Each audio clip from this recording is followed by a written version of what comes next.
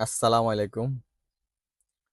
যারা দেশে আছে বর্তমানে পড়ালেখা করছে, পড়ালেখা মোটামুটি করছে, অত ভালো না যে চাকরি বাকরি করে খাইবো দেশও।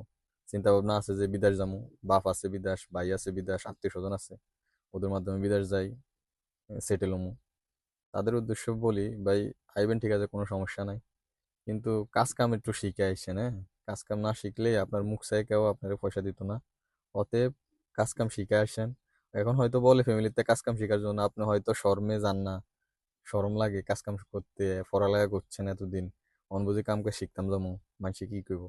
আসলে যেটা বাস্তবতা, যে আপনি যদি কাজ কাম জানি আসেন সৌদি আরব বা যে কোনো কান্ট্রিতে যান, আলহামদুলিল্লাহ ভালো কিছু করবেন। আর যদি কাম কাজ না শিখে যান, আপনার চেহারা দেখে কেউ পয়সা দিত না। হয়তো কাজ কাম শিখবেন, যাইবেন, সময় দিতে হইব 2 বছর 1.5 বছর, কাজ কাম শিখে থাকলে বাদে যায় হয়তো ভালো একটা কিছু করতে পারবেন।